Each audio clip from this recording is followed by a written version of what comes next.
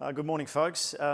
Thanks very much for having me here. It's good to be on stage with these couple of heavy hitters today, and you can already see some of the deep capability that is existing within the industry. And I've been fortunate enough to do quite a bit of travel, generally in the ag tech space, but also around robotics. And yeah, we definitely have the capability here that the rest of the world has, which is pleasing. I'm going to talk briefly about our activity in robotics.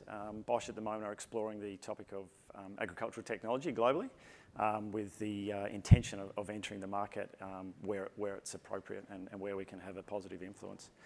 My role as the sector specialist essentially sees me aligning industry pain points and problems with our skill sets and capabilities and trying to work out where we can bring our deep knowledge from sensors and robotics and automation, but particularly on the application and integration side and where they're robust, fit for purpose, and we can commercialise them. Just a quick overview for those of you that don't know a lot about Bosch.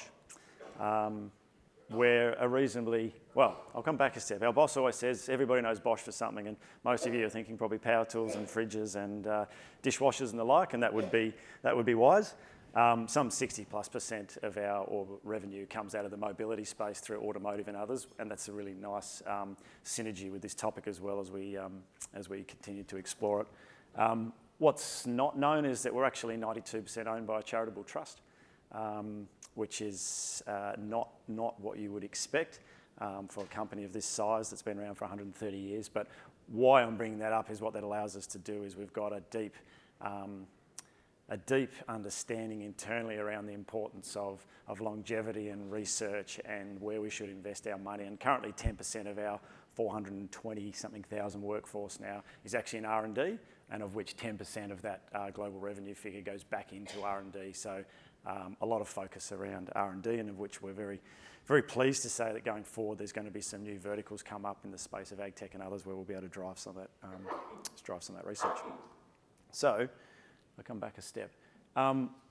What people probably wouldn't know is we're already in the ag space, doing a reasonably significant parcel of business, but that's mainly through one of our subsidiaries, the Rexroth business, that you may know through some tractor business from drives and controls, actuators, sensors, all sorts of different bits and pieces and controllers. And our intention is to ensure that hopefully this doesn't happen too much by putting some smarts over here on the left. And this organisation will play a key role in what we will do going forward in robotics, because they've got a nice deep understanding at the ground level of what's required to make things last and for a long time and to be practical.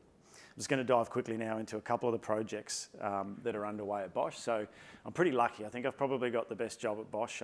I'm surrounded by people much, much smarter than me every day that I get to sort of sponge off and absorb and live vicariously through and learn about what's possible every day.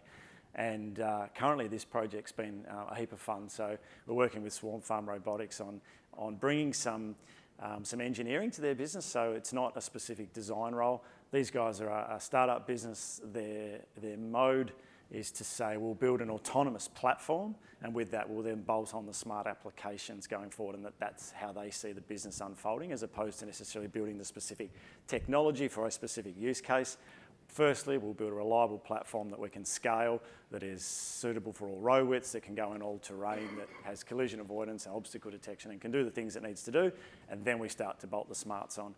So our role has been very much in the integration of components to a point that allows them to do that. So again, this synergy with automotive in the background is things like general purpose radar and LiDAR and other bits and pieces that will allow them to do what they're doing. We're just doing some runs through here in the factory that you can see. We're bringing it across to a CAN system.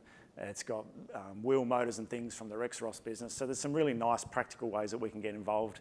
And what you're probably getting from what I'm saying is that we're not, at the moment, developing a lot of technology of our own in this space, but we're more of an enabler to others. So we're allowing people to get to where they need to by bringing the deep understanding of how to commercialise and industrialise products and get them into the hands of end users.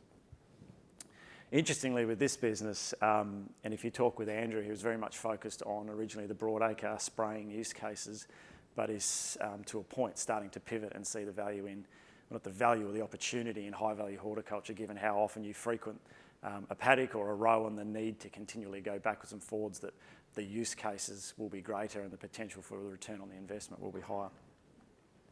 This is another interesting little project.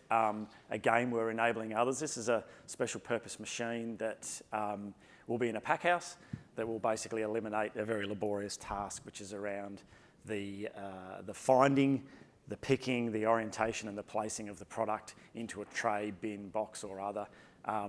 You don't have to think too hard to understand that there are several industries from mangoes, stone fruit, apples, avocados and so forth that require this manual orientation and facing up of fruit and presenting of fruit and or vegetables going forward. So this has been quite a cool project where, again, very much a strong integration exercise. We're just using a 6-axis robot there to do the job. It it would be nice to have been able to use some of the other different technology, but there was quite a bit of discretion that was required. And we're in the position at the moment where that will be commissioned for the customer in the next couple of months is the intention.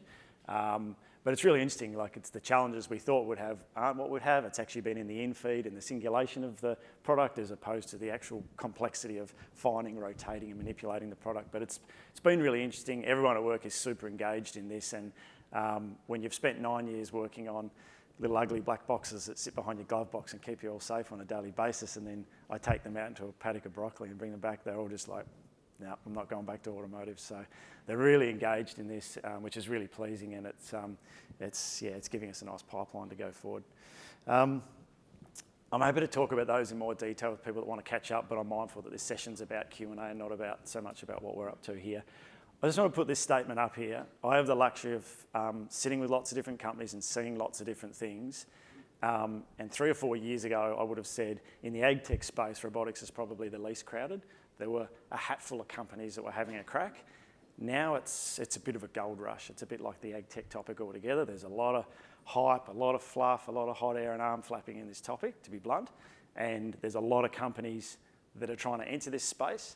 And I'm not here to tell you which ones are better than the other or which sort of fast-flowing stream you should jump into. But do your homework and be aware of the fact that a lot of these are actually just landing pages with schematics of what might be created down the track.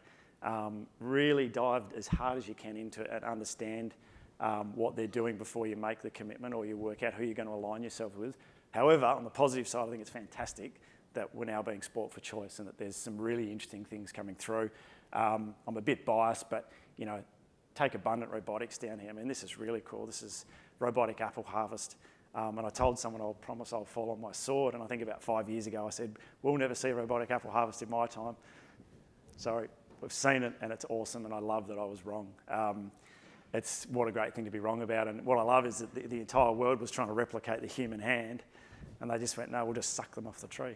And so they just suck them off the tree, and it's fantastic. Absolutely love it. So there's some really cool stuff going on there. They're running really fast in a very small period of time, but you can also see there's a reasonable amount of depth. So it's sort of a final comment. You absolutely have an exciting but very unpredictable future ahead of you. But question it, engage, have the conversation. You have to be doing this in parallel and start to participate where you can, because unquestionably it's coming, and you're going to need to be part of it and hopefully prepare your farms to be robot ready. Thank you.